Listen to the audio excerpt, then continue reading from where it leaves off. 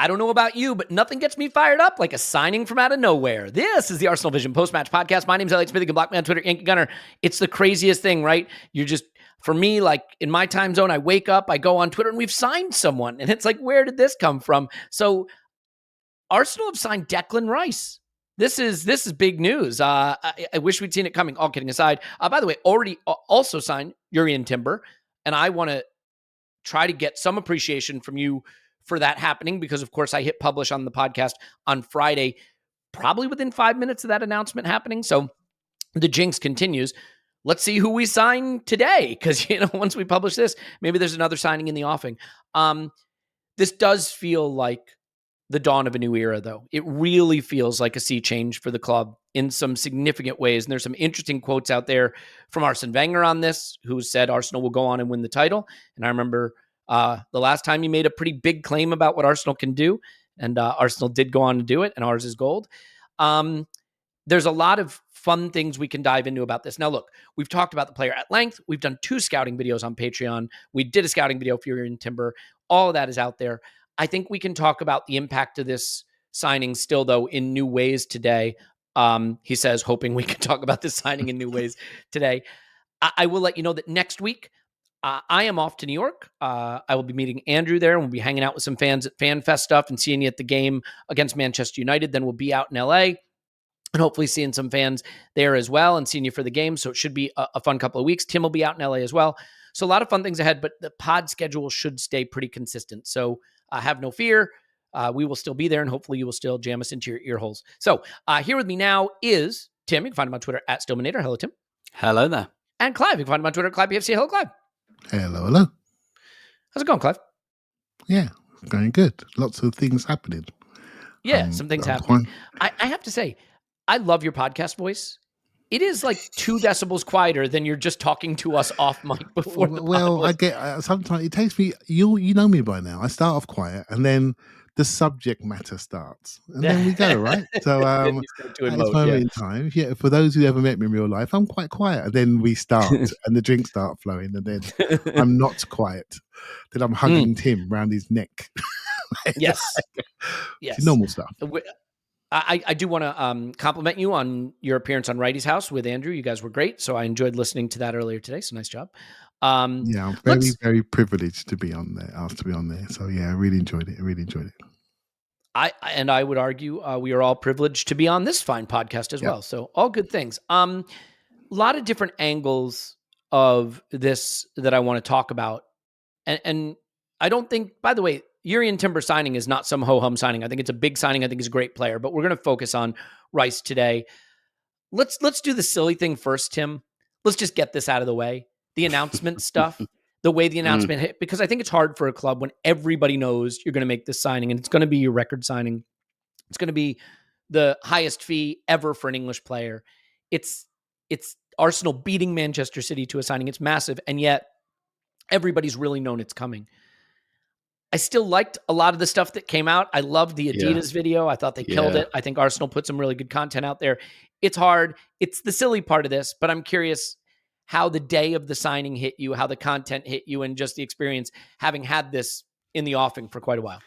Yeah, absolutely. And I should mention, for those of you who can see the video, like you two are wearing Arsenal training tops, and I'm literally wearing a t-shirt that has Adidas printed on it in about 5 foot high letters. And I'm about to wax lyrical about the video they did.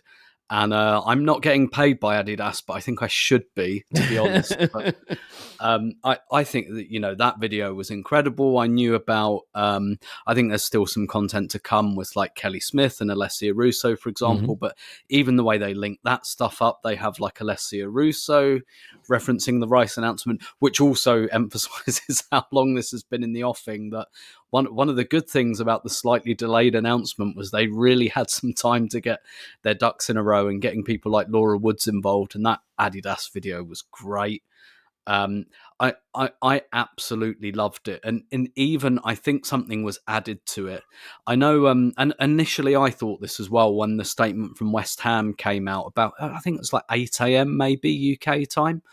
I'd had a bottle of wine on Friday night. So, and my wife and daughter are away at the moment. So like 8 a.m. is still a time when I'm in bed at the moment, which is very welcome. Lucky for you. That's not usually the case. Yeah. And obviously, like, they made their statement, they had a chance to put out their goodbyes, their farewells. And initially I kind of thought, oh, they're being a bit salty here, not mentioning Arsenal. But actually, now I think about it, I think it was deliberately staged in that kind of, let us say our goodbyes first, because this is like a totemic player for West Ham Football Club. He's literally, and, you know, for him, like, we don't care about this bit, obviously, but the last thing he does as West Ham captain is lift their first trophy in 43 years. Like, that's a nice ending. Like, I'm pretty sure he was always resolved to go this summer, but like, sometimes when you get an ending like that, it's like, yeah, this should be the ending, kind of thing. So I mean, we all knew it was coming anyway, but like, at that point, we know it's coming today, and we know it's coming later today. And I've spoken to, you know, some of the guys at Arsenal who work on the social side, on the website side, and how things have changed over the years, because everyone knows so much about transfers now. So the way that you do announcements, like, takes even more thought. But I just love the way that they, you know, they kind of just said, 1 p.m, there's going to be a live video on the Arsenal YouTube channel. And I really liked that initial, quite low key, like, they're all sitting there in the room, and you're like, you know, it's a static camera. So you're like, where's Declan Rice? Where's Declan? Like, we all know what's happening. And then he's in the back corner, and, you know, just like slightly low key, but actually like a really nice, like, united way. It reminded me a lot, particularly because it was in the same place, that meeting room, as the Emil Smith Rowe, when they sent him that kind of good luck video for the Euro 21. And again, like, all of this stuff and all of the details we all recognise now from all of the summer signings on the men's and women's side, they're exactly the same. They have the same music, which in and of itself has become a meme, because we're all so invested in all of this. And yet, look, usually, honestly, like, new signings, the content, you know, particularly like with Twitter, the way stuff is aggregated and things like that, like, you don't really have to click on arsenal.com anymore to get, I watched everything. Like, I watched every video, I read every word. Like, this signing, I'm going to say, I don't think there has been a signing like this for a while. And I'll tell you why, because, like, obviously, the two reference points I'd probably tie it to are like Dennis Bergkamp and Sol Campbell, because they were two players who we bought kind of in their prime, who were the best in their position. But with Dennis, we were at a low ebb when we bought Dennis Bergkamp. We'd just finished 12th and lost the Cup Winners' Cup final. And even when we bought Sol Campbell, we drifted a little bit. And that was about bringing us back up. The difference with Declan Rice, and also, like, Dennis was a bit down on his luck, Sol Campbell wasn't.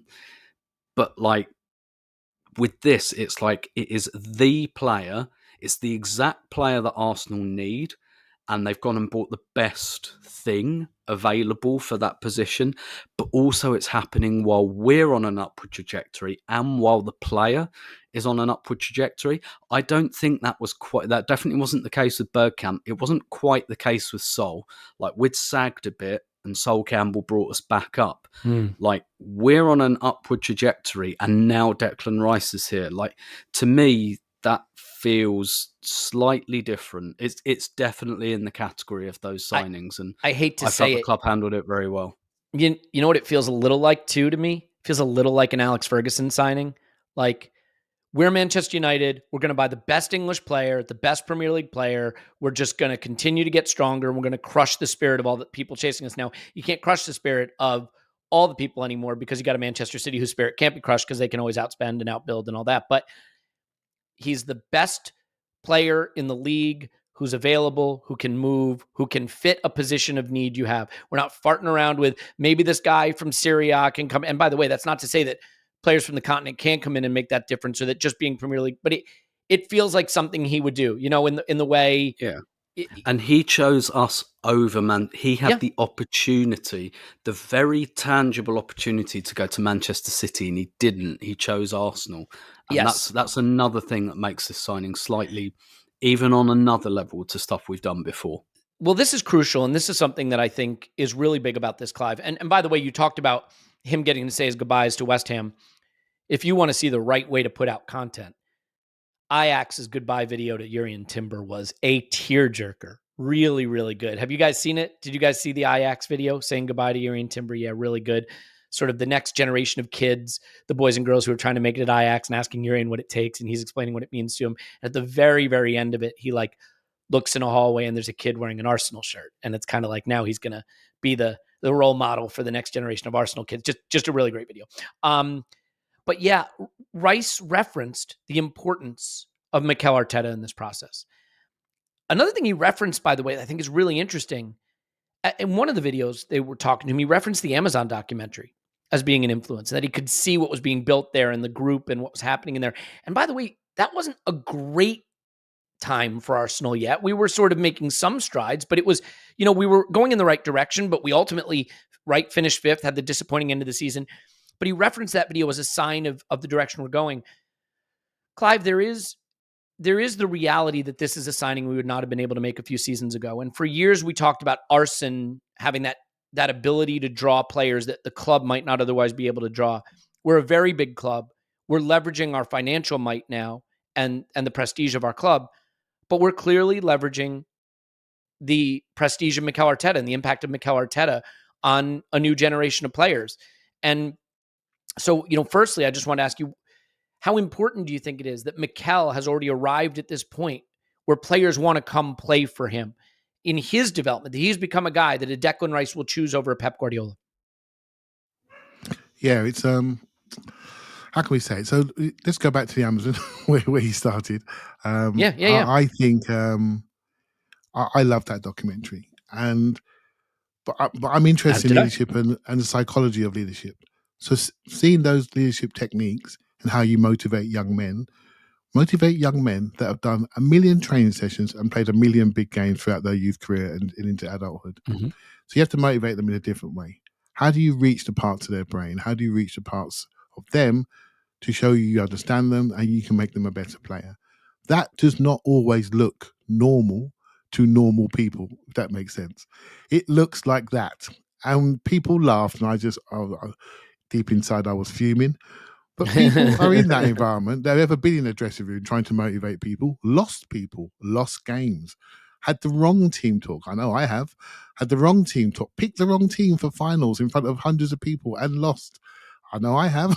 Right? So when you've made those mistakes and you see someone striving to do something in a way to bring people with him, then it clicks.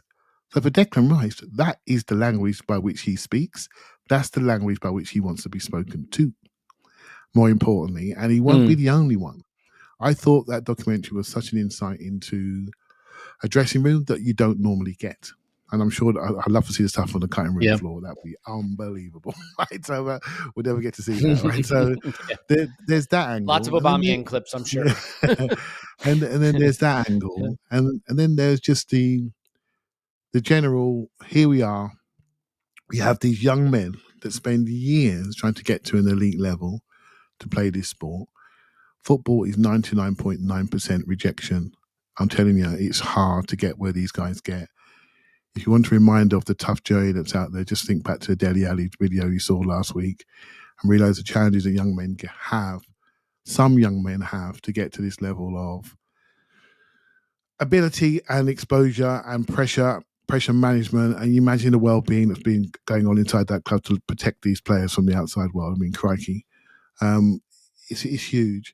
So when you get to this moment in your career where you have reached this level, you have to maintain that level and people are trying to rip the shirt off your back. If you're good enough to say, I can now choose my club, that decision is a well thought through decision.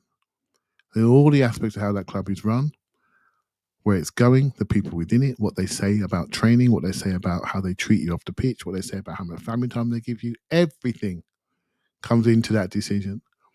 What they say about the exec, what they say about Eddie, what they say about the other players, everything. Are there any dickheads in the dressing room? Right? They asked that, I'll tell you now. Right? So and so that ground's been prepared for this moment and moments like this. There are other players, young players that are coming, that want to come, and I'm sure they'll look at this saying, I want to be in that room. I want to be in that room. And by the way, the people who are in that room are now saying, I've got to fight hard to stay in this room because I want to be here. I don't want to be the guy in street clothes. I want to be playing. And so it's going to lift our standards, right? It's going to lift our performance levels, and it is the most exciting time. What the films represented yesterday. I mean, like to you, Tim, I watched everything multiple times. I'm sure you all did, and it felt like day after Christmas Day, right? It felt a little bit like that. So yeah, Tim. Yeah, I was first of all, Clive referenced Dele Alli at the exact time I was typing You it were typing it in the chat, yeah. Because Dele Alli, he referenced, of course, that there was a scene in the Spurs All or Nothing when Mourinho was kind of tearing a strip off him, and accused him of being lazy. But he said that Mourinho apologised for that afterwards, and that didn't make the documentary. But he talked about how like that negatively impacted his image, and so, there's that side. So like these kind of, behind the scenes, like sports documentaries are having a real impact. And on that, the thing I really wanted to add though is literally today I listened to an almost 2-hour interview with Frank Lampard on the Diary of a CEO podcast. Really, really interesting. One of my favorite things to do is either read or listen to interviews with people I think I don't really like or rate, if that makes sense. I do it all the time in music, by the way. Like, if I'll give you an example. About 6 months ago, I read an interview with Sting because I was convinced I really didn't like Sting. And then I read this interview. I was like, he comes off as a really nice bloke. How have I allowed myself to like get to this stage? And it was really revealing, and he was talking very candidly about that spell he just did at Chelsea. Now, I still don't think Frank Lampard is a particularly good coach. No. But when we're talking about like players talking and culture and all of that, he was talking about Chelsea, but obviously like the complete opposite end. He was saying like, very quickly I got into that club and I realised most of these players had checked out. Like most of these players, like we had a massive squad. Like most of these players knew they were going. And he kind of said, like, don't get me wrong, I think he could have done the job better. But he was kind of saying, like, he didn't say it in as many words, but he was basically saying I shouldn't have done that because, like, he essentially said, because it was Chelsea, I said yes, but I kind of shouldn't have.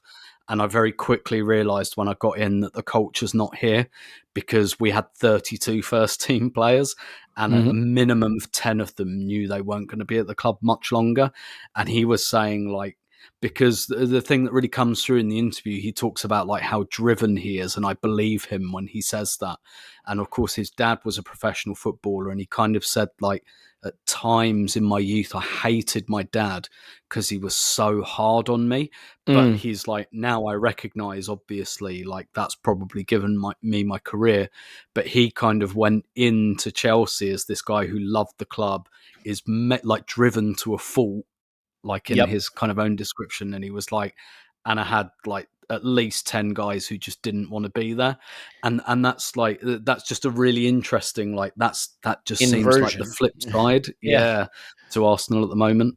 Yeah. And so that's the thing. Well, Clive, I'll stick with you for a second. I mean, we have Mikel now at this point where he can recruit. I think, look, managers first and foremost have to win football matches.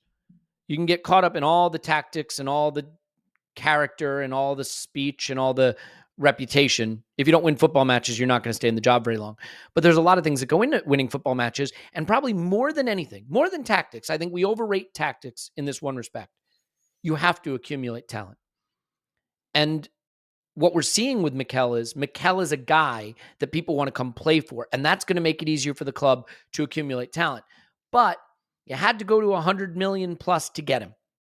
And so there is a trust that the Kroenkes have clearly in Mikel, because you don't back the decisions of a guy that you don't trust the decision-making. You don't trust the vision. So there is a unity within the club in terms of their understanding. And by the way, The Athletic has done some really interesting reporting in the wake of this signing that hadn't been out previously. One thing I didn't know, maybe I just missed it, we went for him in January. I knew we went for Caicedo, but we were in for Rice in January. I think I somehow missed that, maybe because I just assumed it was a non-starter, and it was a non-starter. But this has been the plan for a long time. There have been work done behind the scenes. I loved on Righty's House, Ian saying he was tapping up Declan at England camp, which is pretty hilarious. And basically what The Athletic was reporting is that Declan Rice was the plan. There was no plan B, really. Yes, we sniffed around Caicedo, but there was no way to build the squad. The Havertz signing didn't make sense without Rice. It was all linked together and it was all based on Rice. Clive, I don't think the club has ever achieved anything like this in the transfer market. I look at the Ozil signing. I think you could argue it was as big in some ways, but it was still an opportunistic buy on deadline day from a big club that was offloading. This is a guy going into his prime in the league, England star, potential future England captain, world at his feet, choosing Arsenal. What do you think the ramifications are for us as a club to make this signing and what it means we can do in the future and what it says about our stature? Because I think you do need to protect your reputation in the game because it can slip very quickly and suddenly you can find yourself unable to get the players you want. So how big is this for the club just in terms of our direction and our prestige? Yeah, you said it all really. I think our reputation is important. The phrase I've used in the past are we've got to get positioned onto the top table. Right. So it's been a while coming as that positioning, that repositioning of the club. And this is a repositioning of us. And at a time when we now go to a different place regarding our sporting ambitions by being back in the Champions League. So it's quite interesting what a Declan Rice signing does. Let's be honest, right? It's a 15-20 mil overpay, but that's what we're paying for. And that's the way of the West. And he had a great second half of the season in front of the world. And sorry, West Ham decided we can't be embarrassed in front of our fans. It was only a short while ago that Sullivan was in his director's box being pelted by his own fans. So I can't have that again. So I've got to make sure the exit plan for Declan Rice is beautiful. It is slick and we own it. Because I don't want to be in that situation again with my own fans if things go wrong. They've got their money to make themselves look good. They're going to have to spend it again when they go and try to get a player because they've made the transfer so public. Everyone knows how much money they've got and they're going to get that. They're going to get robbed. But that's what they needed to do. But for Arsenal, it puts the pressure on us on the pitch. It shows an alignment from the top of the club right through to the manager that everyone's aligned and everyone's pushing for the same thing. And that's very important, not just for us as watching fans, but for other people on the outside that want to come to the club. They want to see that alignment and stability. I'll tell you what, it does put a bit of pressure on, maybe, and it's for Arsenal to realise its newfound commercial value.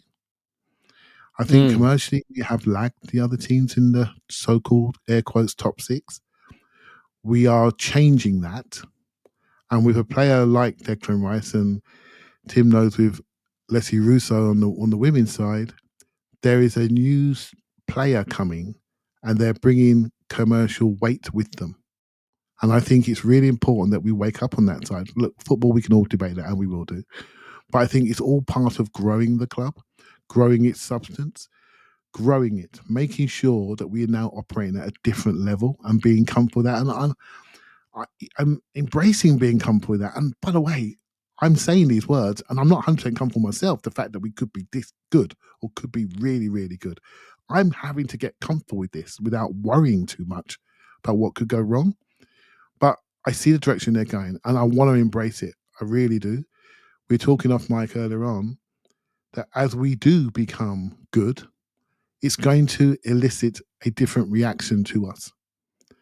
Things that were small are going to become bigger. They're going to create extremities of reaction to the smallest event around our club. And we, as fans, are going to have to hold our nerve. We're going to have to hold our nerve. I say we as fans, I could be talking to myself here. We're going to have to hold our nerve about what's coming, and how we're going to be treated, particularly now, because people now see you. Yeah, you rate yourself, do you? Well, let's see what you've got now. You've drawn a game, right? We'll see how you are. You've had a red card. We'll see how you react. You're going to be the news for a week, right? So that's going to be the next challenge for us. Can we stay unified during these little rocks in the road that get thrown at us? It's going to be a fun year, lads. It's going to be a fun year. Well, and it is an interesting point you make, though. There has to be a transition, right? This last season was such a beautiful thing for so many reasons. The players are likable. The manager is likable and competent and excellent. We were a good, fun attacking team. There were a lot of great things, but it was also a bit of a surprise how quickly we elevated the quality of our football and the effectiveness of our football. We're not a project anymore, though. And so we won't be evaluated as a project. We will be evaluated as a team that is absolutely right to be expected to be, if not the best, the second best team in the league. And so those are now the expectations. And with different expectations come different evaluations, right? And I think that's only right. I do think it's only fair. I don't think you can have the limiter on your expectations for years and years and years on end without getting anywhere. I want to say one thing, though, about Mikel, and then we'll come back to the expectation thing. Tim, when I was critical of Mikel 3 seasons ago, a few seasons ago, we talked a little bit sometimes about always the stick, never the carrot. Is he too intense? Is he too challenging? Does he have the ability to put an arm around the shoulder? And obviously we have no idea. That a lot of that was guesswork about things that I was seeing from the outside looking in.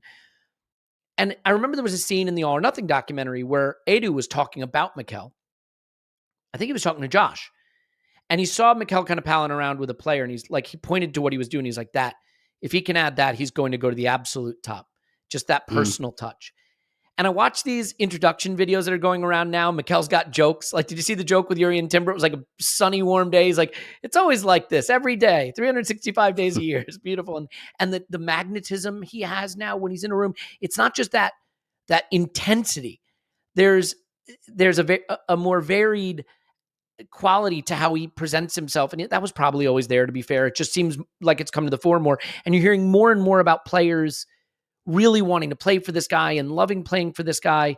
So there's really something there, but I just wonder, do you think what we're seeing with Mikel now is a guy who's just so much more comfortable in his skin as a manager, recognizes how good he is, and maybe is a little more relaxed in how good he is? Not that he's not still intense, because he is, but has allowed himself to kind of figure out the rhythms of working with players and getting close to them, but also staying intense. Because and maybe, again, this could be ad hoc analysis based on the fact that we're just better, but it feels to me watching him like he's flourishing as a person in this role.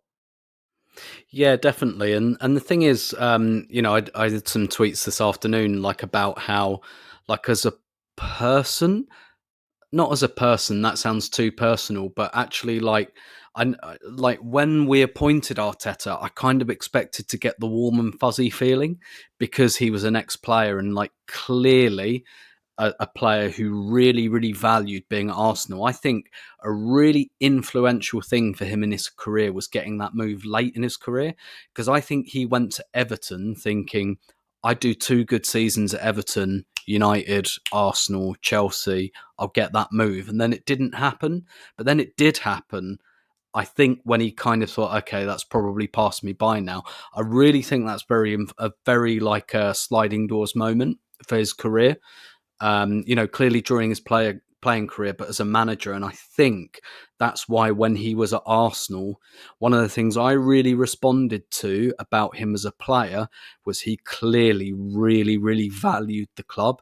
He at a time when we were lost, him, Pear, and they're still there, quickly became what you'd call Arsenal men. And I really think, particularly with Arteta, it was because he thought that chance had gone. And I go back regularly to his interviews. The interviews I go back to all the time are the ones when he was appointed, but the ones when he retired as a player, they really, I always liked him as a player. I liked him before he came to Arsenal. I liked what he did at Arsenal. I thought he was underrated. I thought the fact that he was willing to go back into a defensive midfield role, he was very team-minded, I felt. And I felt he always spoke so warmly about Arsenal. And go back and watch those interviews again when he retires as a player. And he says, I'm not good enough for this club anymore, so I shouldn't be here. And I think he said something like, the standard of this club is 10 out of 10. And if you can't do 10 out of 10, you shouldn't be here anymore. And I guess maybe it was a little. I mean, I think he was kind of him and Per. I think were both kind of kept around beyond their peak, shall we say, as players because of their character. Same with Rosicky. All of those guys went at the same time, and I think they stayed a year or two longer than, it wasn't based on their playing ability that they stayed as long as they did. I think Wenger wanted them around, and I'm really happy that Wenger, particularly with how his last few seasons ended, I'm really happy that he gets to see that Per Mertesacker, Mikel Arteta, and Edu are steering this ship now, and those are 3 guys he brought to the club. I really like that. But I think you're right. But when he became manager, I actually didn't get the warm and fuzzy feeling that I thought I'd get because he's so intense and so serious. Yeah.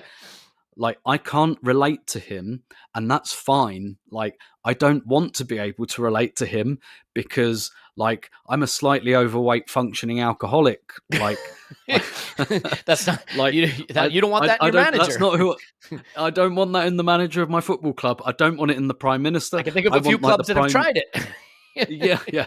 I want the prime minister of my country and the manager of my football team. I don't want to relate to them because I shouldn't be in either of those jobs. I want them to be, sorry for the use of the word, but I kind of want them to be freaks, I want them to be intense. Yes. I work 24/7 and I want to look at them and go, God, I wouldn't do that. I'd have a heart attack by now. Yeah. But I think you're right. I think maybe he is beginning to get a little bit of that personal side. And obviously it's a really thin line. And again, I was listening to that Lampard interview earlier and he was talking about Mourinho. And he was saying the thing about Mourinho, and obviously Lampard was coached by early Mourinho, and I think Mourinho jumped this ship a long time ago. But it's a very fine line between being intense and serious and then just being a dick. But Lampard was talking about, what he was talking about really interestingly, he was like, that wasn't a show with Mourinho. He was like, I saw him every day on the training ground. That's who he was. And that's why players kind of responded to his brashness and all of the things that we hated because he didn't manage our clubs. But if he managed our club, we probably would have liked. But he was like, no, that wasn't an act. He was like that all the time. And he was like, if we as players had seen that as an act, we wouldn't have responded to him. But we were like, the reason we responded to him was because that was genuine. And I found that really interesting because I thought, wow, he was really that much of a dick all the time. But I can imagine when you're playing for him, But yeah, I think you're right. I think there is maybe something about Arteta getting a bit more comfortable in his own skin, convincing these players. I'm not sure there is a softer, tender side to Arteta. I don't know. Maybe his wife and children are the only people who ever see it. But if you're a player, I can well imagine. I've had, in my professional career, I've had bosses, directors who I've thought, I don't like you necessarily, but I'll follow you 100%. I believe that you know what you're doing, and I believe that my career is in good hands with you. And yeah, I think he's in that sweet spot at the moment. Yep. He might not be in it in 10 years. He might fall into the Conte Mourinho. Okay, now you're just a dick. But at the moment, I think he's in that proper sweet spot. And you can see that when people like Declan Rice talk about him. Yeah, I'll kind of give you my high level thought on where this puts us. And by the way, the traveling squad for the USA tour has been announced, and we're going to cover that on this pod. We'll move that back just a little bit though, because I think there's more to touch on here. But this is Arsenal signing, I think, the biggest name available player that will move in the Premier League. It is a record signing for an English player. It is a player that Manchester City wanted. And if you listen to the reporting that's been done, there's a lot of good reporting been done on this. Manchester City were genuinely in for Declan Rice. There is no feeling from the people that report on City that it was a move to make Arsenal pay more or anything like that. They wanted him, and he didn't go there. I do wonder a little bit if the Calvin Phillips move cost them Declan Rice. Because if you're Declan Rice, you'll have talked to Calvin Phillips in the England camp. That was a bad move look, Calvin Phillips is not going to cry himself to sleep tonight because of how much Manchester City are paying him, but it wasn't a great move for his career. And I'm sure Declan Rice, that would have been a factor in his thinking. But ultimately, this puts everything on the table and it changes so many things. I mean, you look at like the FIFA video game. When you go play FIFA, who are the clubs people play with, right? It sounds dumb. It's not dumb. You are a brand in sports, and that brand determines how many fans you have, how you're thought of. You know what's funny? Footballers play FIFA. The 13-year-old academy kid playing FIFA today who's going to start playing with Arsenal for the next few years, maybe the 18-year-old wonder kid who wants to sign for Arsenal in a few seasons. It's all of that. It's how it elevates the way you're thought of. And if you can buy £100 million Declan Rice, who can't you buy? You can buy anyone. You're in the Champions League. You're competing to win the biggest league in the world. You're in one of the best cities in the world. You have a beautiful stadium, a massive supporter base, a historic club with some legendary players that have played for you. And now you're acting like that again. And you've got ownership that clearly feels connected to the project of an up-and-coming manager who's highly regarded in the game. This is the moment to leverage that. And I think the club have recognized this is the problem, right? What did Arsen used to say? You go up the stairs, you go down the elevator. You can be down again. We will be down again at some point. You want to acquire elite talent? Do it when you're on the up. Liverpool probably would have gotten Jude Bellingham 2 seasons ago, but they couldn't get Jude Bellingham this summer. We couldn't have gotten Declan Rice 2 summers ago, but we can get him now, and we did. The club have done the smart thing. They've said, we're on the up now. We're the it club with the it young players, with the it manager. This is the time to go spend and ensure that we consolidate this position. And I think all you can do is pat everybody on the back and say, job well done. Now, look, he's still going to go out and be good on the pitch. But that's every transfer. There's something to be said about having this level of ambition in the market to get the big name player. That whether it works or it doesn't, because you can't determine whether it's going to work or it doesn't. All you can do is show the ambition to support the project and go get the talent. And I think it will work. And Clive, to the extent that it may work, a lot of the reporting is now saying that the plan was for him to be a 6. Be the 6, Havertz is going to be the 8. And they can't have Havertz at the 8 unless Declan is the 6. He's here now. We've talked about this to death. So we don't need to do a big section on this. I mean, look, listen to any of our Declan Rice pods. Please watch the scouting videos if you want. We've talked about this at length. But the reporting in the wake of this signing is that, it seems pretty clear that Mikel wants him back there. It certainly raises the question. I mean, do I think we're a better team just from a footballing standpoint? Do I think having Partey and Rice is a better team than not having Partey and just having Rice? Of course, I think we'd have to go get another midfielder. But as it stands, the reporting suggests that it's going to be Havertz in left center mid and Rice at the 6, and that was the plan, and the plan only worked with Rice. Do you think that is the plan? Do you expect that to be the plan? I think the nomenclature and the language around these positions are really quite divisive, right? People have different thoughts around different players, and so I'll try just to simplify it, because I just think at the moment in time we are all excited about Declan Rice. We're all excited about Declan Rice, the person. I think today, I think he revealed himself as something quite special, mate.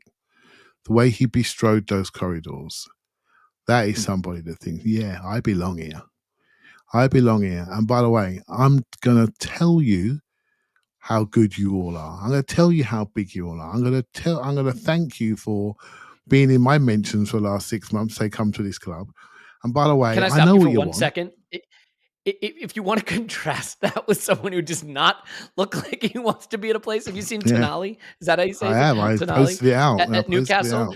He wants to be back in Italy so damn bad, man. He'll be back by January is the bet, right? So but that's an example of spending money, but potentially not on the right person.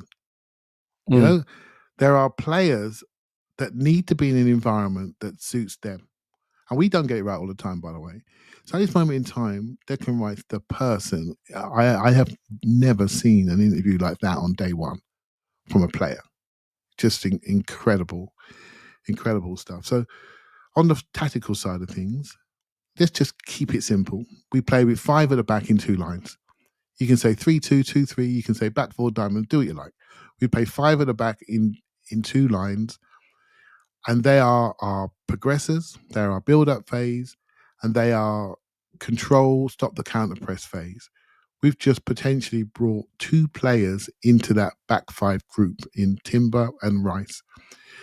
And if you think about how Zinchenko defends, how White defends, how Timber defends, how Rice defends, they are all front foot interceptors, go get it, control, stop transition. So tick, it's all brought to specifics.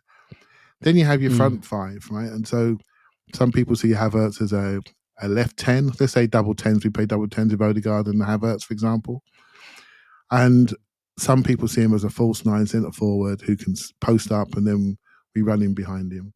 It doesn't matter. He's going to be a front 5 player. I don't think he's going to be a lane 5 player like he'd started at Chelsea. He's going to be a front 5 player in one of those 3 internal lanes, right? So, and that's all I'm prepared to say at the moment.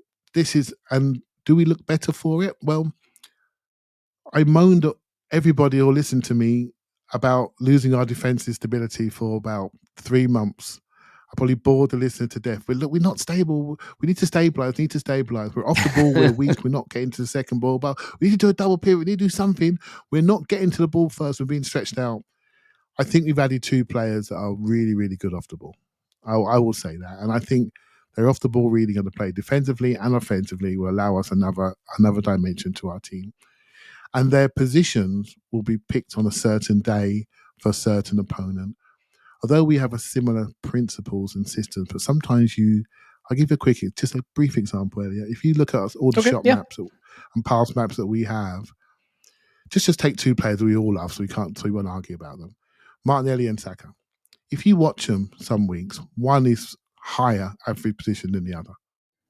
And you can tell that on occasion, what they'll do when they're playing a team who's got a really good fullback, they keep that winger high and say, you keep him back.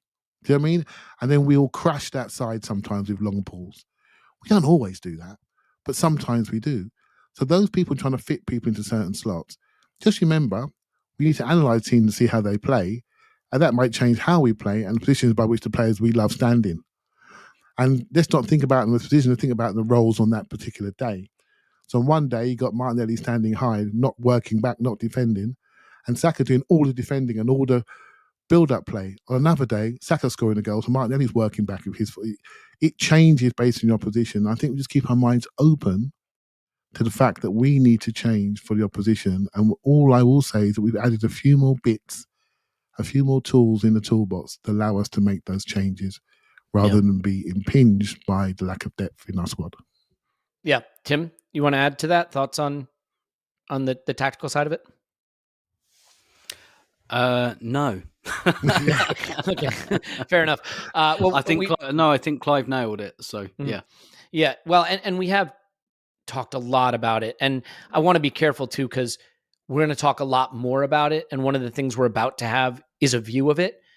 We're going to get our first look, maybe against the MLS All-Stars, but almost certainly against Manchester United, at Havertz and Rice being on the pitch at the same time is my guess.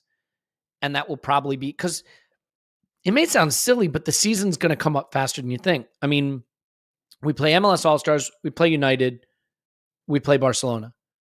Do we have the one Emirates Cup game? We do, right? Is there? Still against Monaco. Monaco. August. And then it's the day of my daughter's birthday, so no. Oh, well, yeah.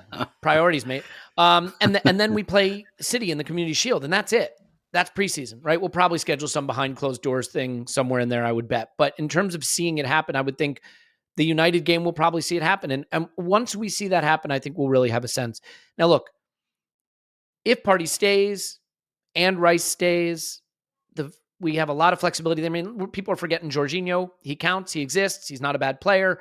I think that gives us flexibility. If the Havertz thing doesn't look like it's working at left center mid right away, it's not like we don't have options. You know, there are players who may surprise us. If Fabio Vieira may actually turn out to be quite good. I don't think you can rule that out. I know a lot of people don't necessarily think it. Yuri and Timber could be a midfielder. There's a lot of variables here. But what I love is we now have a squad that feels very, very talented in all the right places, in all the right ages, to go play whatever way we need to play. There's, I hate saying there's no excuses, but there are no excuses now. Now, that doesn't mean we have to go win the league or win the Champions League, because it turns out there are no excuses for the treble-winning Manchester City either. It's the point, though, that we are built to go toe to toe, as far as I'm concerned, for this league title now.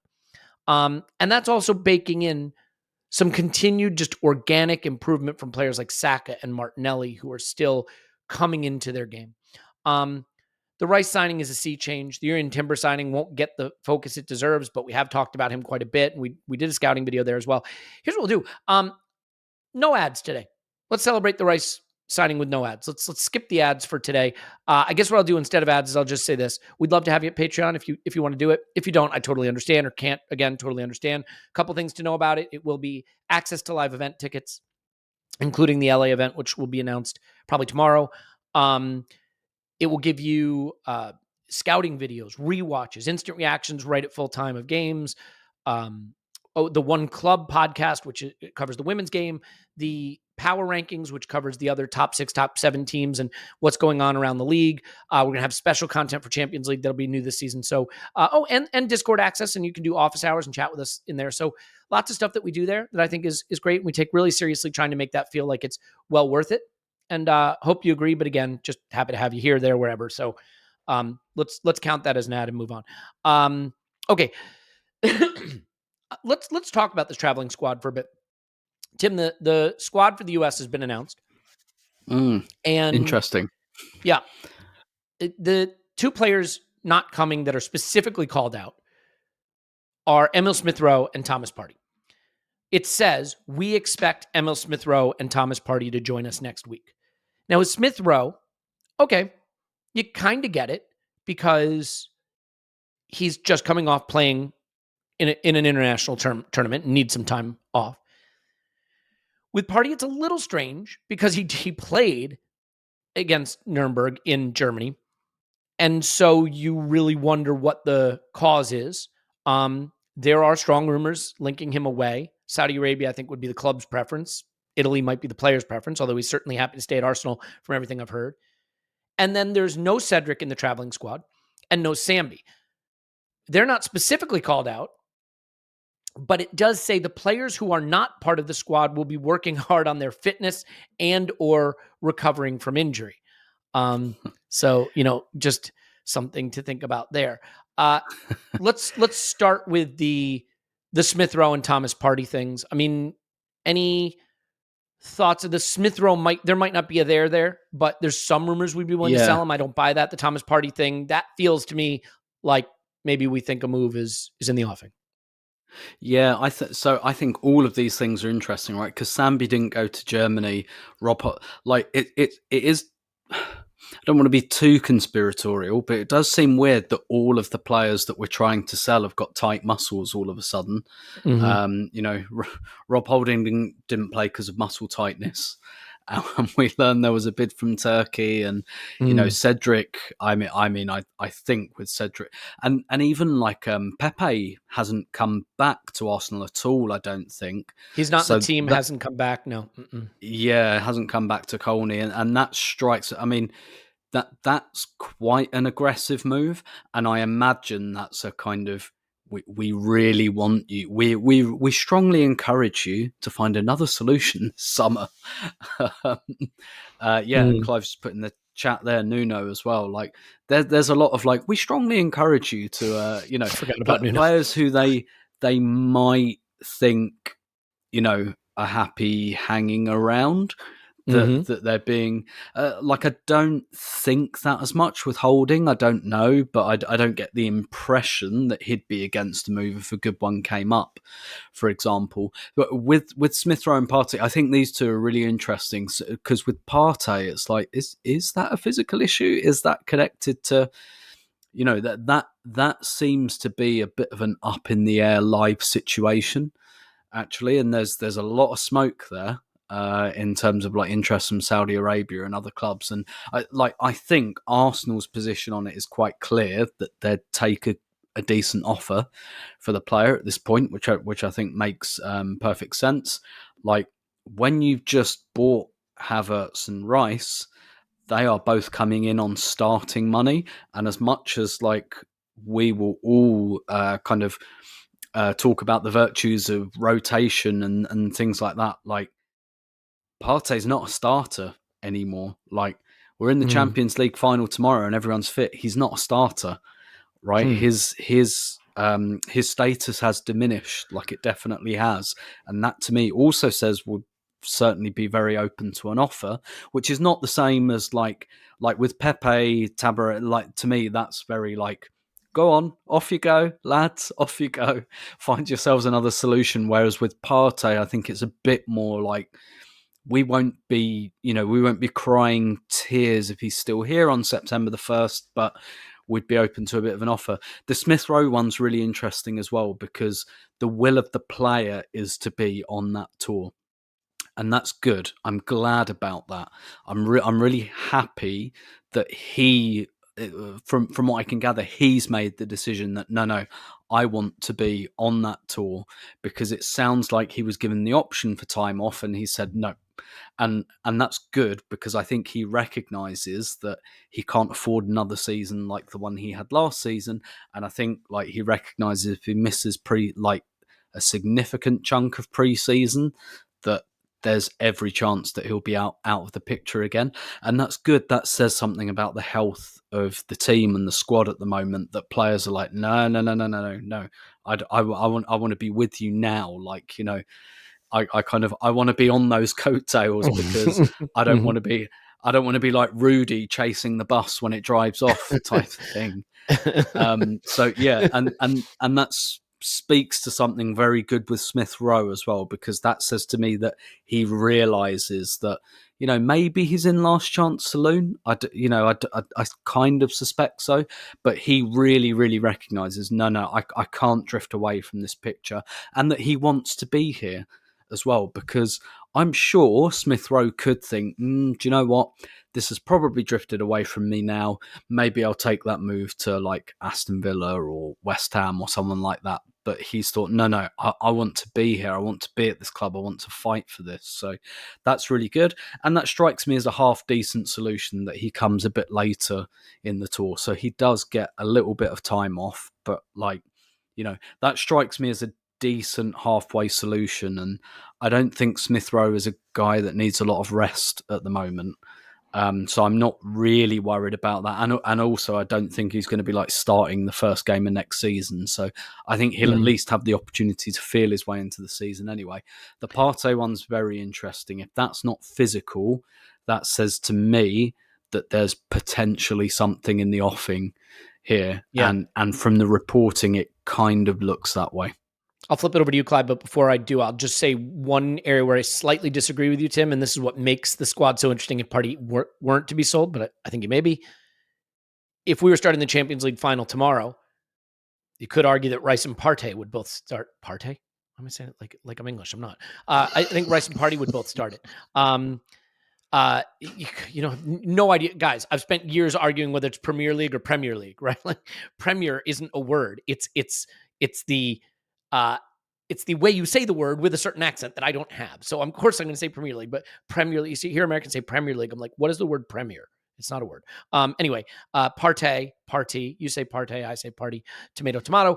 More of the story is I think you could make an argument that Partey and Rice would start the Champions League final tomorrow. So just sort of an interesting tactical. It's back to how you see football. It really is. It's how you see football.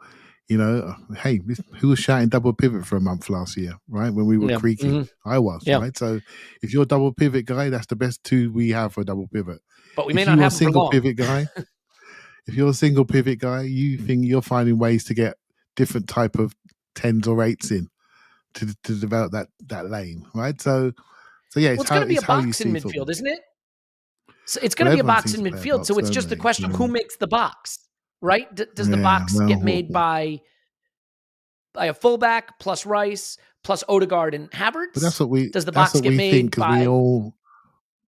We're all experts now on inverted fullback from either side, and we are experts on double 10s. And we did a box in the preseason. Emery did a box in the preseason game with a back three a few years ago. And with two in front of a back three and then a double 10s coming inside. Hey, look, football, it evolves, and some people say it's all the same. You just swallowed a laptop. Is that like? And so yeah, it's one of those things. On the Partey thing,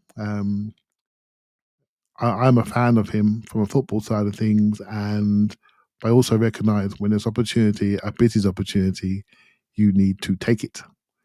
And there's opportunity to do something there, then I think it should be taken, right? Because the way the squad is developing, Partey's a £200,000 a week player.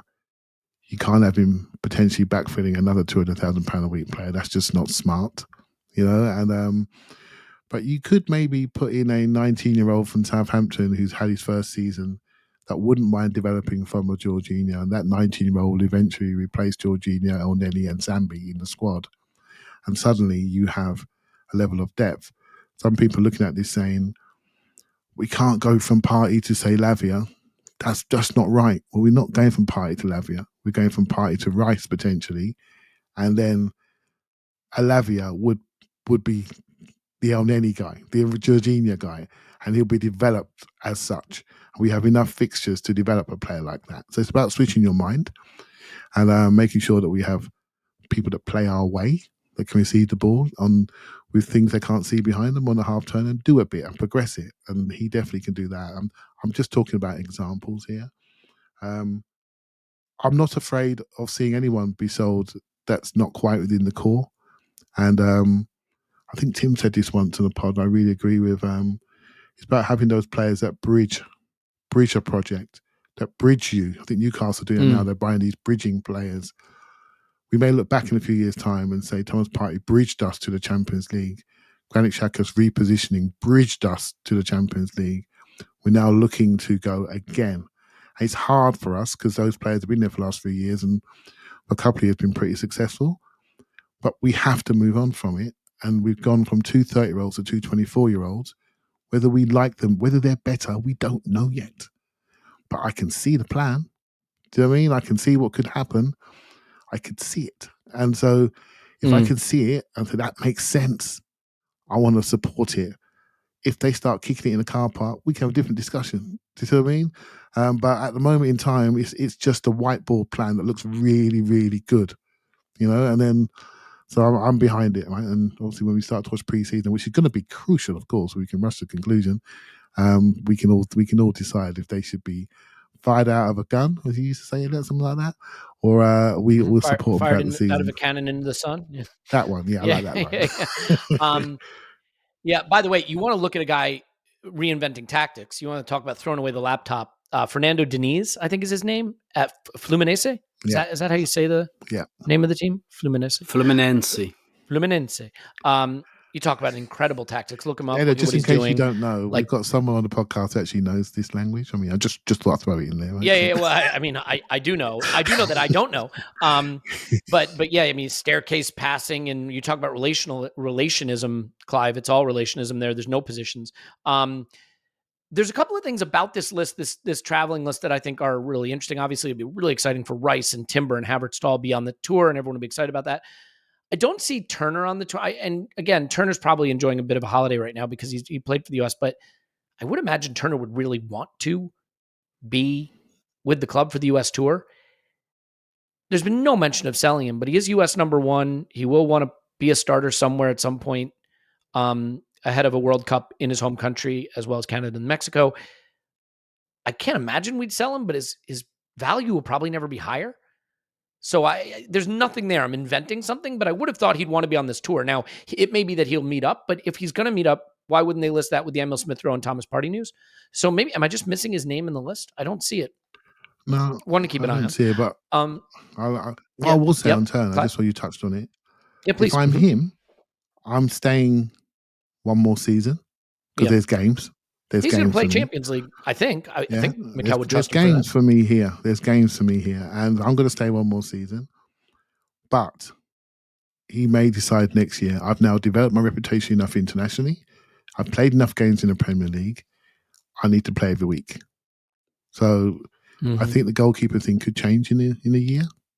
But that's just my gut feel, really. Nothing else behind it. He's an excellent shot stopper. He could play for a Premier League team, I think. I think he could be a starter for a Premier League team. You know, he's not as good as Ramsdale with his feet, but not every club asks that of you. And And again, I'm inventing something there. There's probably nothing there. It's just weird. I mean, he does need a holiday. He's just played international football, but like Emil Smith-Rowe's just played international football, and they're saying we expect him to join up. Why wouldn't they say we expect Turner to join? Was he just a weird playing one. till Jumped just out the at me. other day? Was he playing the Gold Cup? He didn't play Gold Cup. He did not play Gold Cup. Mate, did he play Gold Cup? He saved the penalty in the Gold Cup. You're right. He semi-final. saved penalties. Of course, I'm an idiot. Yeah, it's all the other first team players that didn't play Gold Cup because they played the CONCACAF Nations League. There were two tournaments in CONCACAF this summer. I think he chose to stay because he was a skipper. He chose to stay when he was offered the chance not to play, and he chose to stay. So if he chose to stay, I mean, he literally stopped playing last Tuesday or something like that, right? So he played against Panama like 4 days ago or something. Yep. You're right. That's a good point. He does need a break, and he's played a little more recently than Smith-Rowe. But again, with Smith-Rowe meeting up, it just would have been interesting to see if Turner would have. Who knows? Maybe he will. Maybe we'll see him in LA. And then a couple of other things. So it says the players who are not part of the squad will be working hard on their fitness and or recovering from injury. So there's a few players I want to call out here. One is Tomiyasu. He's in the squad. That's nice to see. Talk about a guy who needs some minutes in preseason, needs to get back in the manager's thoughts. I mean, Urian Timber's just come in, plays the position he plays. Tomiyasu had a half of a season where he was probably our best player, and then it's just the wheels have fallen off almost entirely due to injury. He had a bad moment against Manchester City in the home game. He is a player who will be looking to get his Arsenal career back on track from what looked like it was going to be a bright career to where it is right now. We're kind of lost in the shuffle a little bit. So really nice to see that he's made the trip. Runnerson has made the trip as well, which is really nice to see. Always nice to have him around. Another one that's kind of interesting, Tim, Kieran Tierney's made the trip. If you said, we're going to sell players this summer and you have to wager $100 million that I don't have on one player being sold, I'm kind of kidding, but I'm not. I would have picked Tierney. I think he's on a big wage. He doesn't seem too happy. I mean, did you see the video of Declan in the training room where he's saying thank you for, and like everybody's got smiles on, and the face that Tierney's pulling is not particularly a pleasant one. To be fair, you have no idea. In a moment, he could have just gotten a bad text message, or he ate some bad lunch and it wasn't agreeing with you. You never know in these moments, right? Some people just have resting serious face. Who knows? But he is on the tour. And it is an interesting one. I don't know if that's sort of a negotiation tactic. If Newcastle is still sniffing around saying, hey, we're happy to bring him on the tour. We're happy to keep this guy. But it sure looks like for now, he's going nowhere. How surprised are you by that? Or do you think I'm reading too much into the tour team? No, that's gone quiet, hasn't it? The kind of Tierney to Newcastle. And it does look, to all intents and purposes, like Newcastle are going to follow FFP. I've read lots of stuff about how they're planning to spend this summer, and it's a bit like they're building quite slowly. It's kind of like one kind of big landmark signing every window, and then it's kind of like they extended Paul Dummett and Loris Karius just for 1 year. But that to me as well says that, and they're in the Champions League and they're doing that, and that says to me not that those players will play a lot, but that they feel they still need that squad depth for 1 more year, and that they're kind of building a bit slowly. Because I guess we've all just like Tierney to Newcastle just makes so much sense that in all of our heads, we kind of already like written that check ourselves. But maybe Newcastle, maybe it sounds like there are some reports today about Alan Saint-Maximin maybe going to a Saudi club for some money, and none of us should question or be worried about that at all. Assuming those reports are accurate, obviously, but yeah, it kind of sounds like maybe they're trying to raise a bit of money as well. And Saint-Maximin is probably like Saint-Maximin's a weird way. He's probably a player they have moved past, even though he's really, really good. He's like quite virtuoso. Like Saint-Maximin's the kind of guy you want if your team's a bit crap. And like what Newcastle were a couple of years ago, like your team's Zaha, a bit crap. For me, falls into that category. Exactly. Yeah. And we need one guy who can beat 4 players and smash it in the top corner once every 4 games. And probably you could always Newcastle go for Adama Traore, who can beat 4 guys and then kick the ball out in a touch. Perfect example. That kind of most of the time quite frustrating, but once every 4 games, he'll do that, and that will get us enough points to stay up. It kind of sounds like maybe Newcastle are in, or are in a situation where they're trying to be sensible. They are trying to meet FFP, and maybe they can't immediately raise the money for Tierney. Doesn't really sound like anyone else is in for him either. So I don't know whether that speaks to him as a player or whether that speaks to the fact that Newcastle do want to do that deal, but they've got to clean house a little bit first. I kind of suspect that that's it. I kind of suspect that Newcastle will sell St. Maximin to a friendly club in Saudi Arabia, raise a little bit of capital for FFP, and then maybe it will kind of get done. But yeah, because like the fact that he didn't play against Nuremberg, and we kind of had Gabriel at left back in that game, really. With Kivior Tierney came on in against Nuremberg, didn't he? Or am I imagining he came on, but at the start, it was kind of Gabriel at left back and Kivior at centre back pushing into midfield, which was really interesting. And that's the kind of thing I'm most interested about this pre-season. It's almost like because everyone's kind of cottoned on to the Zinchenko inverting, and it looks to me from the last few games of last season, Arteta's whole thing has been, who else can I get to do that? So it's A, not just Zinchenko all the time, and B, actually Zinchenko is he's not going to be fit for all of the games anyway. So it's like, who else can invert? He had Partey doing it at the end of the season. Yeah. Exactly, Partey was doing it. So so that's kind of what I'm interested in. But clearly that player is not going to be Kieran Tierney though, and I still think this, from what we saw from the first pre-season game, because maybe there'd have been maybe we'll keep Tierney for like variety, and maybe if we can have an inverting right back, we can have an overlapping left back. But it looks to me like Arteta is committed to that kind of 4 centre backs, but one of them goes into midfield model, and obviously he's not going to do that, which is actually weird because for Scotland he does play as a centre back, but in a back 3, and actually he could probably do the Gabriel role if you really wanted him to, but I don't necessarily think Arsenal really want him to. Clive, you had something I think on the fullbacks. Tierney's an interesting one, isn't he? I think he suits Newcastle so much because they have 6'7" Dan Burn playing left back, and the Newcastle fans not always having him as left back every single week. So the 3 players. The reason why I sort of follow Newcastle because someone I know plays there, who may be leaving there, and so I follow them a lot on the transfer market. So the 3 players that I would really like is Harvey Barnes, which explains the St. Maximin thing, that Tim spoke to. If they can get rid of St. Maximin, they can bring Harvey Barnes in and job done. Perfect for them. Livramento at the Southampton kid who done his cruciate, who Arsenal may have got, by the way, who didn't do his cruciate, outstanding player. They're looking to get him in to be the sort of Trippier sort of understudy.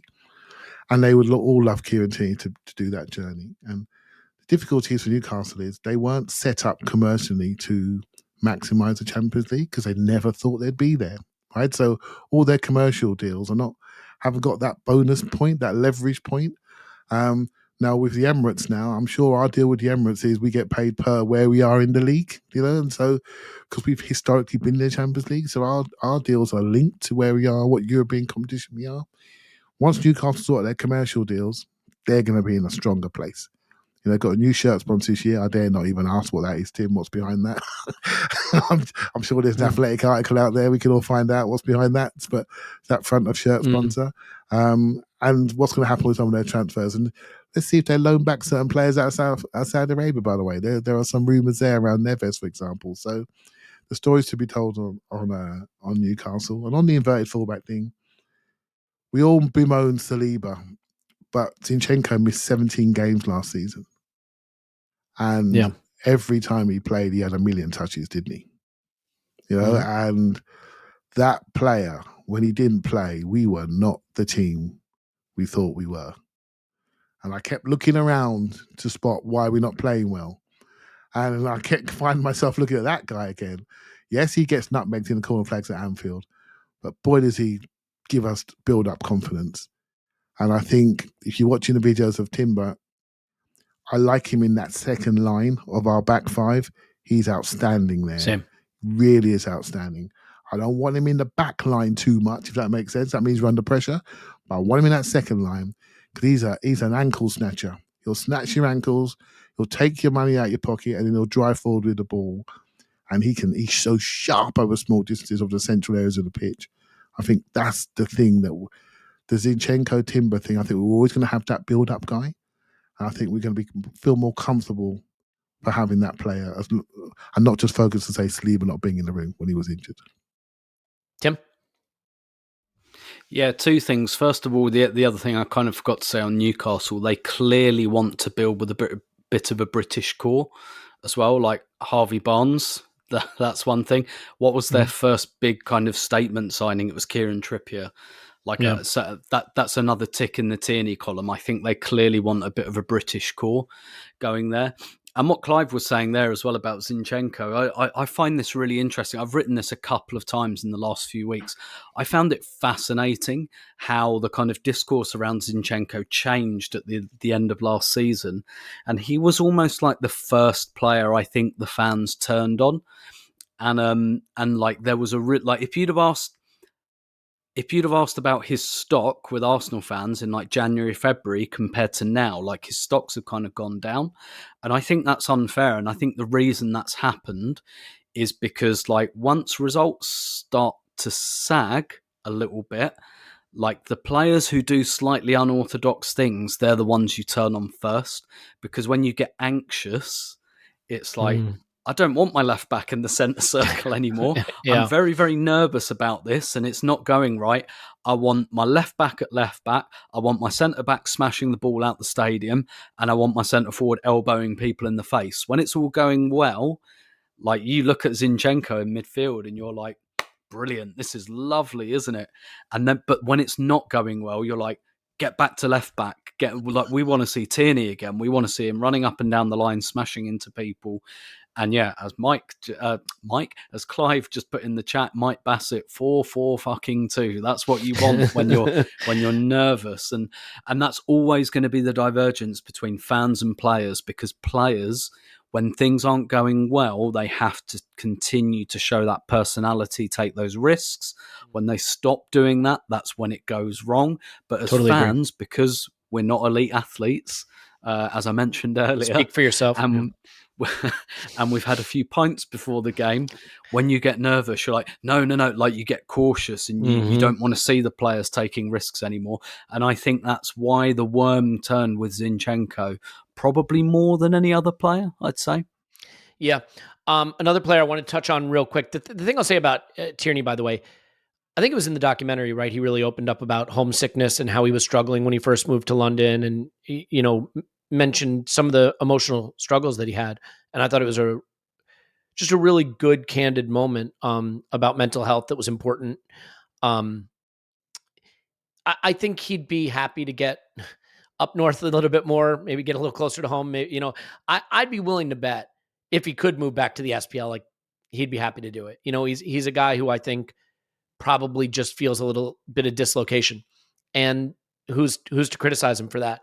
But and I'm totally guessing, of course, and I'm 2 + 2 might equal 22 there instead of 4.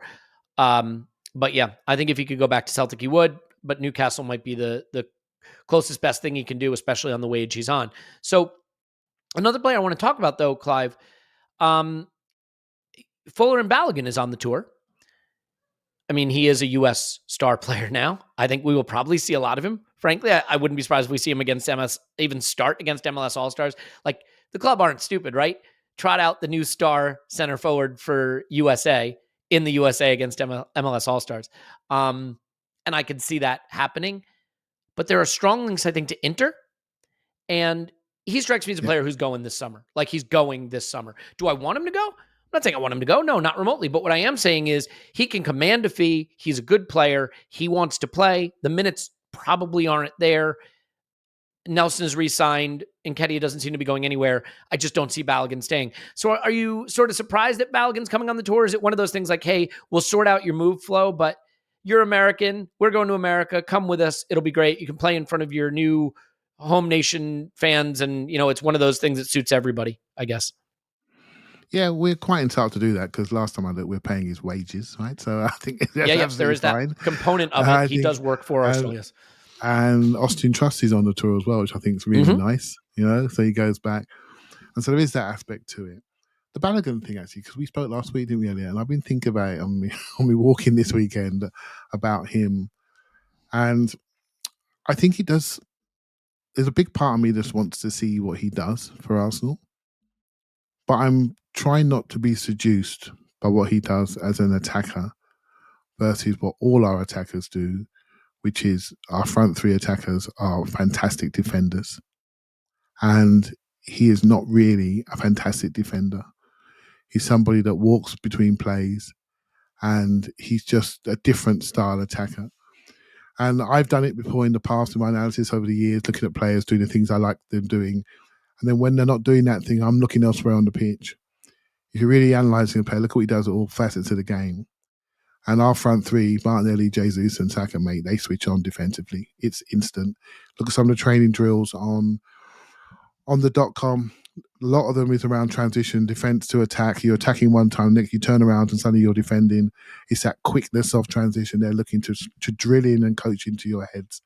I look at Balogun, despite the fact he's like a bullet out of a gun, he's so sharp. He's got soft feet to die for, left foot, right foot, centre of the ball, laces. Love watching him play. Watching between plays, I'm not sure he's quite us. Could that be taught? Could that be drilled in? Don't know. Do I look at Eddie and see a lot of the principles of Arteta? Do I look at Nelson, injured again, which is a real shame? Do I see a lot of the principles of Arteta? I absolutely do. Do I think Balogun's the most talented of the three? Probably. But it's not all about talent. It's about what you do in the team construct, and do you follow the coach's principles or do you do your own thing? We've had do your own thing players in recent past, and last time I looked, we're paying them to go. So I think it's an interesting one to watch. If you're asking me as a fan that always likes new shiny things, I would like to see a new forward in the club. I'm prepared to wait because I want to see anyone who come in with the right principles and the right character to play in the style which is becoming of everybody else in the dressing room and not be a lone wolf. Do you know what I mean? And I think that's really key. And why are we so excited about Rice? Back to him. His character just looks amazing, and so straight away, he's bringing something to the group, and the group are going to bring something to him. I don't want to question that any longer. I just want to look at the football and say, yeah, they're here for the right reasons, and then let's discuss their football. Do you know what I mean? And I think that's really important. So Balogun and Eddie, interesting debate. I think it's going to be, when you guys are in the US, I think it's going to be really, really interesting to see what you feel when you see them together, see them close, how they move, how integrated they look.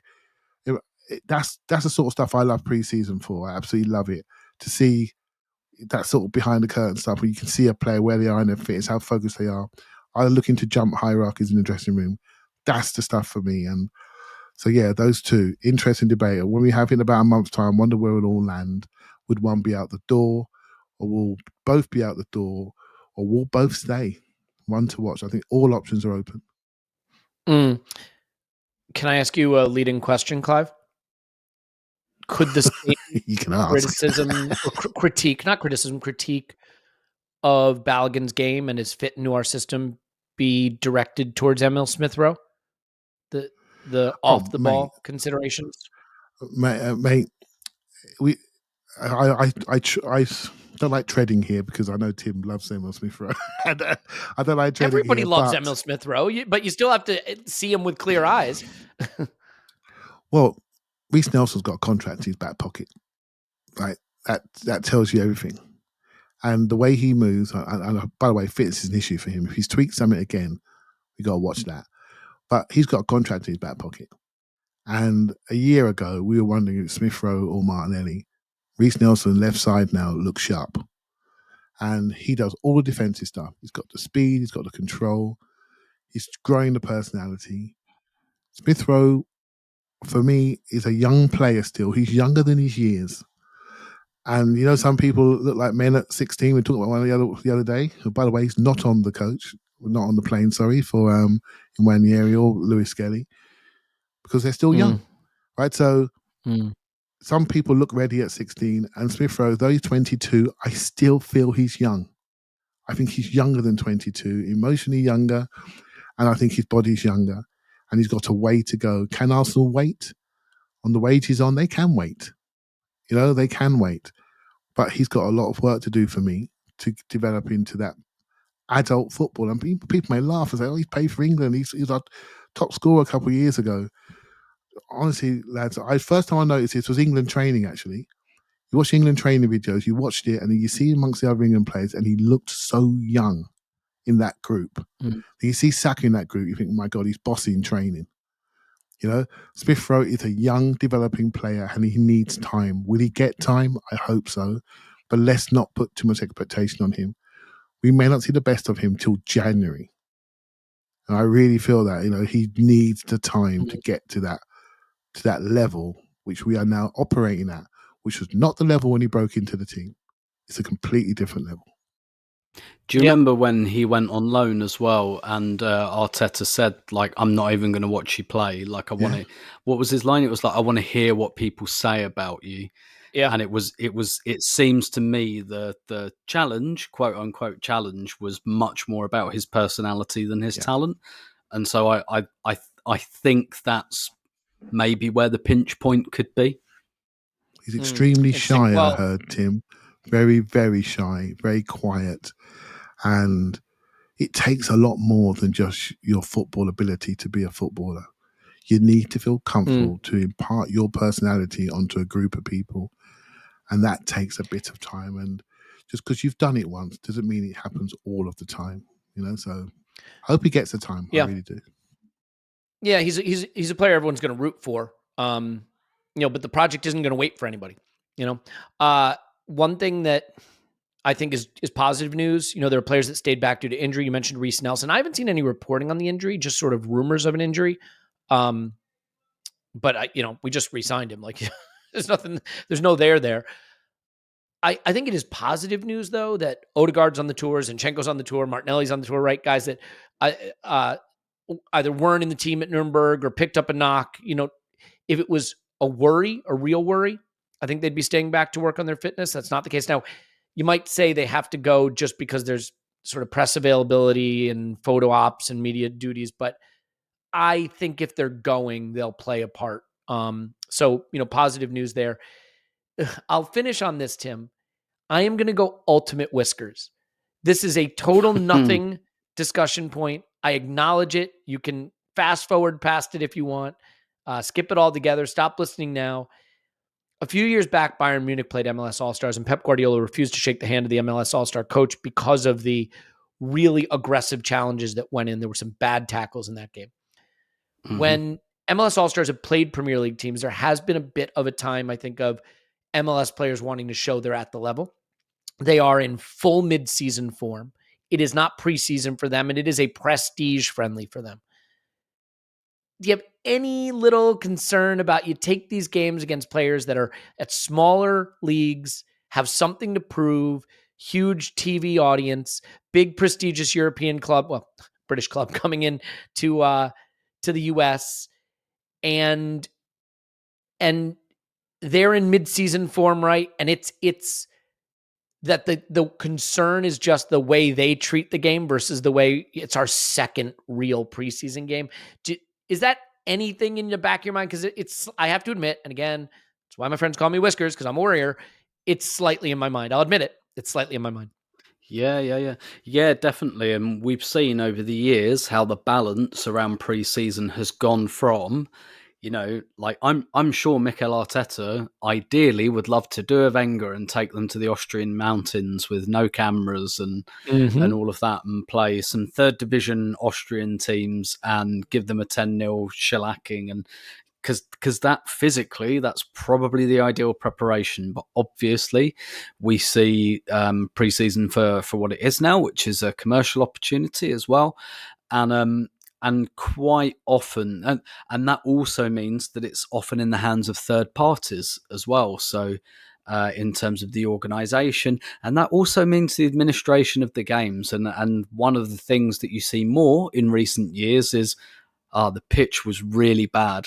And if it was like Arsenal, for example, that were it's not the pitch in particular that I'm concerned about here, but you see that quite a lot, like where clubs don't have as much control over pre-season as they used to. And I remember we did a tour of Asia, and I'm sure we played a game on like a real like farm of a pitch. And I remember Wenger being a bit like, this wasn't kind of great. So you do see that thing. You do see that sort of thing more often. I've just been doing some kind of work on the Women's World Cup, and like a lot of teams at the moment are doing like behind closed door friendlies. On Friday, Colombia played Ireland in a behind closed doors game, and it was stopped after 25 minutes because apparently Colombia, one Ireland player ended up in hospital, and at that point, the Ireland manager was like, "We're not doing this anymore. We want to stop the game because this is." This is too much. And so it was stopped after 25 minutes. And clearly, because it was behind closed doors, there's no crowd there, there's no commercial pressure. They just said, we're not doing this anymore. We're just going to go and do a training session because this is too much. We're like 7 days out from our first game, and we don't want any more of our players in hospital. Thank you. So like, but obviously, like, Arsenal aren't going to be able to do that because this is not going to be behind closed doors. And again, I'm not saying it will get like that. Right? I really don't know. I didn't know that detail till you told me, and kind of preferred it if you hadn't, to be honest. But you can look it up. It was Bayern Munich against MLS All-Stars. It goes back a few years now. But Pep was the Bayern manager. Wouldn't shake his hand. Like it was a fractious game to say the least. And like. That doesn't necessarily all be different players. That was several years ago. But let's put it this way. Like those things. There will be slide tackles, right? These other teams, you play in United, you play in Barca, everyone's in preseason. You probably, maybe there'll be one or two tackles where people go to ground. MLS players are going to be going United to ground. And Barca, like, like United and Barca, they're going to be of the same mind, right? It's like this is pre-season, this bit of fitness, and but I think that's a justified, should we say, mini worry. I don't think that's unreasonable at all. Yeah, and look, like I said, you should probably have fast forwarded past that section, but it was just in my mind. I think it's always interesting, to be fair, when you have a big club with big stars playing a smaller club, and especially when you have the misalignment of one of them being in their second preseason game and the other being right in the middle of their season, right? I think that's an interesting one. Like a good example is the Club World Cup. The club, what do they call it? Is that what's called? The club? No, what's the one they do in December or whatever? Is it the Club World Cup? The Club World Cup. Yeah, that's the one. Yeah. Well, it's being expanded. But like, you always wonder about those Premier League teams who have to go off and play in that. And there's data on how disruptive that has been for Premier League teams that have had to be in it. And by the way, City will be in it this season. So maybe a little disruption for them, something to keep in mind. I think we can leave it there. I think that's everything there is to say about that. The players are boarding their beautiful Emirates, what is it, a Boeing 777 or whatever it is, and they're off and on their way. We'll see if Partey and Smith Rowe do wind up joining up.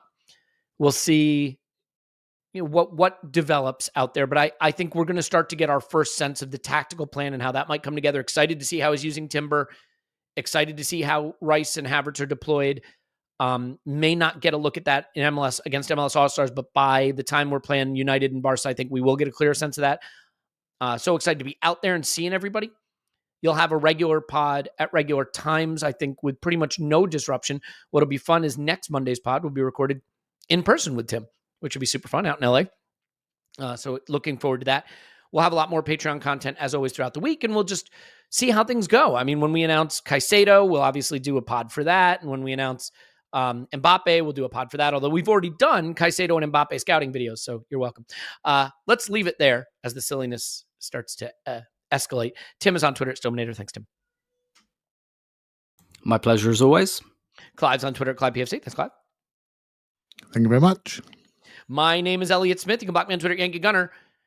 We play our hated rivals, MLS All-Stars, this week in DC. Won't be in DC, but if you're out there, I know a lot of people doing a lot of fun events. Enjoy it. We love you. We'll talk to you after Arsenal 10, MLS 0.